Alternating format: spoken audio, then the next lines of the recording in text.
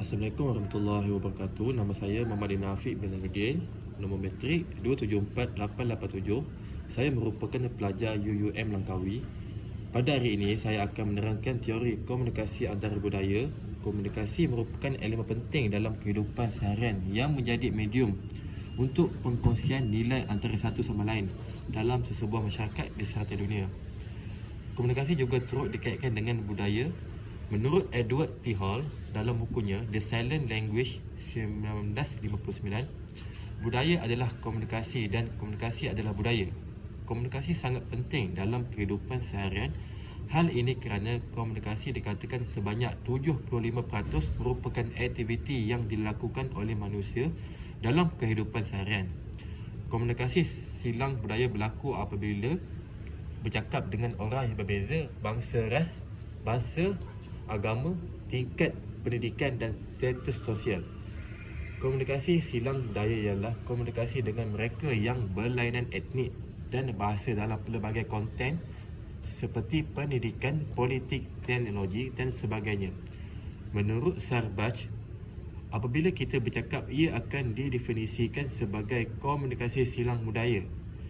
Ia melibatkan antara dua orang atau lebih yang mempunyai latar belakang dan identiti yang berbeza.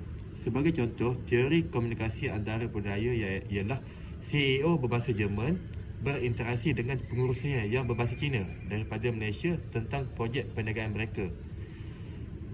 Yang kedua, kepentingan teori komunikasi antara budaya terhadap saya ialah saya dapat meningkatkan kefahaman budaya orang lain. Selain itu, saya juga dapat mempelajari bahasa serta budaya orang lain selain daripada budaya saya sendiri.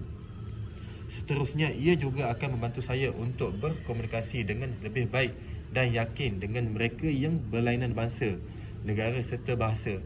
Akhir sekali, ia juga dapat mengajari saya untuk sentiasa hormat tentang budaya negara luar.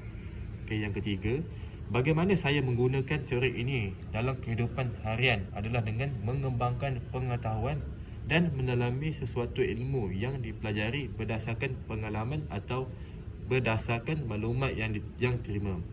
Seterusnya, mempertingkatkan tahap kemahiran komunikasi dengan mempelajari bahasa-bahasa negara lain bagi memudahkan urusan komunikasi. Selain itu, memberi tumpuan ketika orang lain sedang bercakap dan cuba memahami apa yang disampaikan olehnya. Kita perlu perlahan mendengar kadar percakapan, ulang perkataan yang berpotensi disalah dengar atau menimbulkan salah faham. Sesuaikan tabiat komunikasi dengan situasi serta memberi masa kepada orang lain untuk menyampaikan mesej. Akhir sekali, elakkan daripada menimbulkan suasana yang kurang disenangi oleh orang lain. Yang keempat, secara keseluruhannya, komunikasi adalah pertukaran idea, pendapat, maklumat, perhubungan dan sebagainya yang mempunyai tujuan untuk dipersembahkan secara peribadi atau sebaliknya melalui simbol atau isyarat bertujuan untuk mencapai matlamat organisasi. Pengetahuan tentang komunikasi silang budaya banyak membantu dalam mencapai matlamat.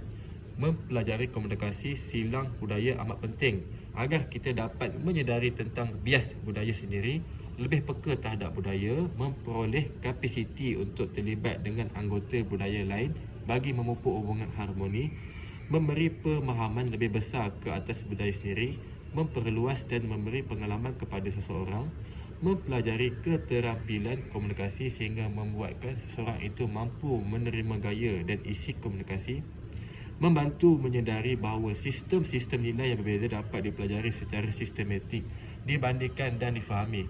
Kebolehan dan kemampuan berinteraksi dalam konteks silang budaya merupakan suatu kelebihan dan menjadikan seseorang itu istimewa dan boleh bekerja walaupun dalam kelompok budaya bangsa lain. Sekian, terima kasih.